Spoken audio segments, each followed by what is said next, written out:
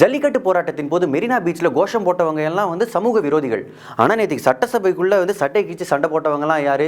மாண்புமிகு சட்டமன்ற உறுப்பினர்கள். இந்த அமளிக்கெல்லாம் மூல காரணமாக இருந்தது மாண்புமிகு சபாநாயகர் தனபால் அவர்கள். அவருக்காக தான் இந்த வீடியோ. ஏன்னா உண்மையிலேயே அந்த பதவிக்கு வந்து ஒரு மாண்பு இருக்கா இல்லையான்ற சந்தேகம் காமன் மேன் மனசில் வந்துருச்சு. வணக்கம், இது மெட்ராஸ் சென்ட்ரல். நான் முத்து.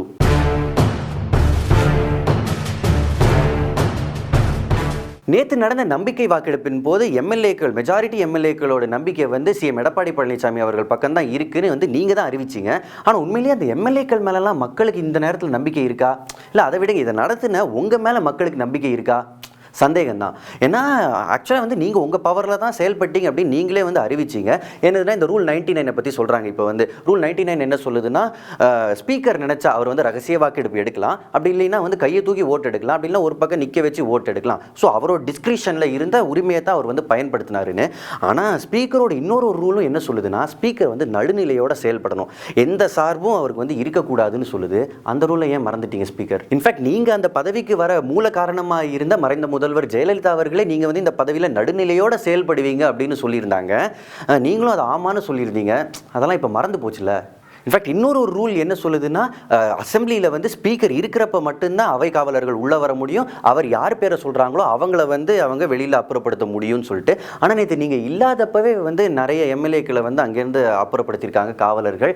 இந்த ரூல்ஸ்லாம் ஏன் நமக்கு மறந்து போச்சு? சரி, சட்டசபையில் நாகரிகமற்ற செயல்கள் நடந்துச்சு, இதுக்காக தான் நீங்கள் ஒரு எக்ஸ்ப்ளனேஷன் கொடுக்கறதுக்காக திரும்ப அவைக்குள்ளே வந்தீங்கன்னு பார்த்தா, அந்த நேரத்தில் நான் வந்து இந்த சமூகத்தை சேர்ந்தவன், அதனால தான் என்னை தாக்குறாங்கன்னு சொல்லிட்டு ஒரு டிஃபென்ஸ் எடுத்துக்கிறீங்க. இது வந்து ஒரு ஏற்கக்கூடிய ஒரு டிஃபென்ஸே கிடையாது. ஏன்னா அனைத்து ஜாதியை சேர்ந்தவங்களும் தானே ஓட்டு போட்டு நீங்கள் உட்பட எல்லா எம்எல்ஏக்களையும் வந்து உட்கார வச்சிருக்காங்க. அந்த நேரத்தில் ஏன் ஜாதி மனசில் வரல? இப்போ மட்டும் வந்து ஒரு சிம்பத்திக்காக இந்த ஜாதின்ற விஷயத்தை எடுக்கிறீங்க. உடனே ஏன் ஜாதி எதுன்னு சொல்லிட்டு என்னை கழுவி ஊற்ற ஆரம்பிச்சிட வேணாம். ஏன்னா ஜாதியே இல்லை, நம்பர் ஒரு ஆள் தான். தமிழ்நாட்டில் எல்லா ஜாதியை சேர்ந்தவங்களும் மேலே வரணுன்றதுக்காக தான் கவர்மெண்ட் வந்து நிறைய சலுகைகளை கொடுக்குறாங்க. ஆனால் அந்தந்த ஜாதியை சேர்ந்த கிரீமி லேயர், மேல்தட்டில் இருக்கிறவங்க, அந்த சமுதாயமே முன்னுக்கு வரக்கூடாதுன்றதுக்காக சலுகைகளை அவங்களே எடுத்துக்கிறாங்கன்றது வந்து ஒரு நிதர்சனமான மறுக்க முடியாத ஒரு உண்மை தான். இந்த விஷயத்தெல்லாம் நீங்கள் வந்து யாரை ப்ளீஸ் பண்ணணும், யாரை மகிழ்விக்கணும்னு பண்ணீங்க? கரப்ஷன் கேஸில் உள்ளே போயிருக்காங்களே அவங்க மகிழ்ச்சி அடையணும்னா அவங்க வேணால் சந்தோஷப்பட்டிருப்பாங்க. ஆனால் மக்கள்லாம் கொதிப்பில் இருக்காங்க.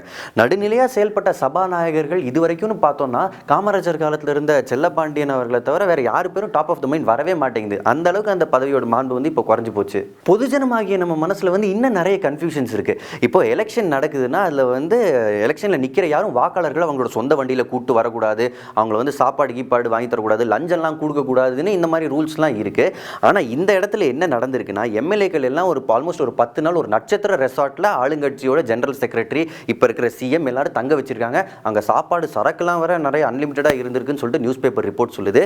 அவங்களாம் வந்து அவங்க சொந்த வண்டியில் மினிஸ்டர்ஸ் வந்து எம்எல்ஏக்களை அசம்பிளி உள்ளே கூப்பிட்டு வந்திருக்காங்க. சரி, இதை விடுங்க, இன்னொரு சில ரூல்ஸ்லாம் இருக்குது. இப்போ ஜெயிலில் இருக்கிற யாருமே வந்து ஓட்டு போடக்கூடாது, ஆனால் ஜெயிலில் இருக்கிறவங்க எலெக்ஷனில் நின்று ஜெயிக்கலாம்.